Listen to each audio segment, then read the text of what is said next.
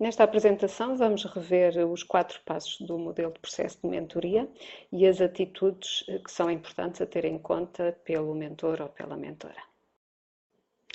O primeiro passo do processo de mentoria consiste na definição de objetivos. Nesta apresentação vamos utilizar a analogia de um pai ou uma mãe que ensinam a sua criança a andar de bicicleta.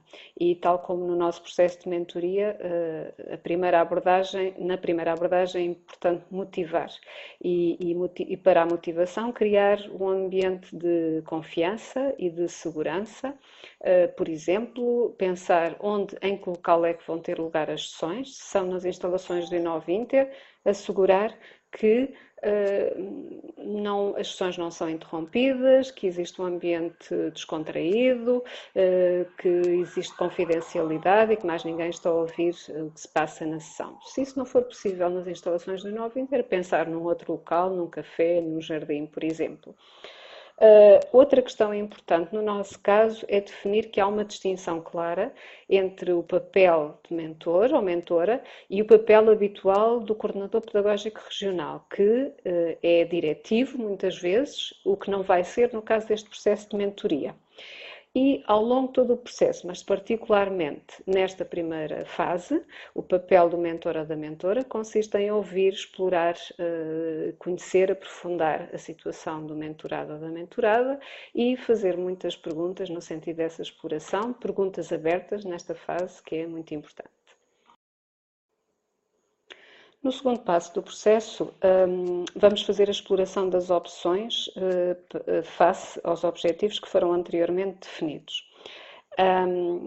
Vemos aqui que a nossa criança que está a aprender a andar de bicicleta não está propriamente ainda a andar de bicicleta, digamos assim, está mais concentrada no mecanismo dos pedais ou do volante e aqui o seu pai está a segurar no selim, ou seja, está numa atitude de quem dá apoio e dá confiança. Portanto, nesta fase, e não só, mas nesta fase particularmente, é importante que o mentorado sinta que há da parte do seu mentor essa confiança no sentido de poder explorar as várias opções, por mais imponderáveis que elas possam ser.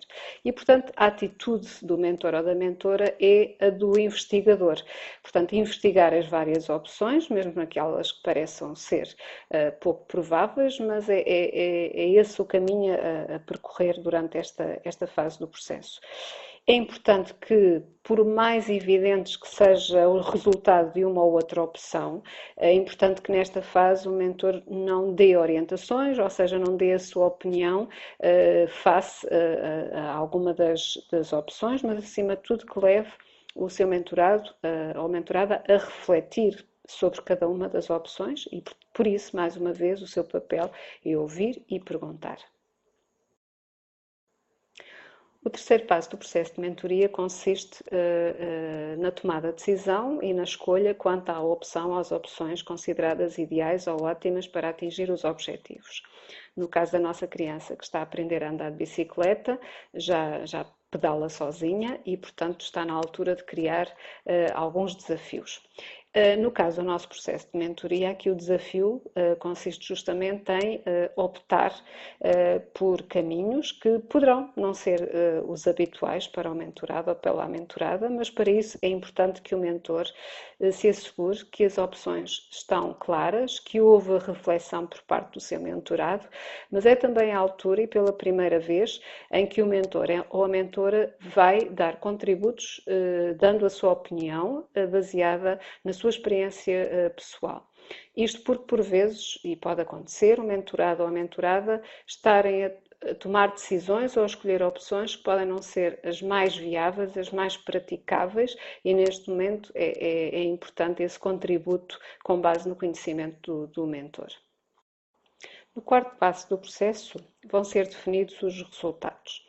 Agora que a nossa criança já domina a bicicleta, consegue pedalar lado a lado com o seu pai. Portanto, no nosso caso, do processo de mentoria, existe já um domínio também do processo pelo mentorado ou pela mentorada e, por isso, há condições para definir um plano de ação concreto, orientado para a melhoria de competências profissionais, e da parte do mentor. É o momento em que poderá ser necessário utilizar perguntas fechadas, na medida em que é necessário definir planos concretos e, portanto, isto implica respostas do género sim, não, ou defina quando é que vai realizar determinada atividade.